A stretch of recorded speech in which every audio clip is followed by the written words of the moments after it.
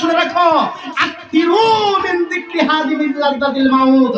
তোমরা জানো কোন জিনিসটা সবচাইতে মানুষকে বেশি বেশি মৃত্যুর কথা স্মরণ করিয়ে দেয় এবং পৃথিবীর সব স্বাদকে নষ্ট করে দেয়? তোমরা জানো সেই জিনিসটা কি? সাহাবীরা বলছে আল্লাহু রাসূলুহু আলাম, আল্লাহ রাসূলই ভালো জানেন।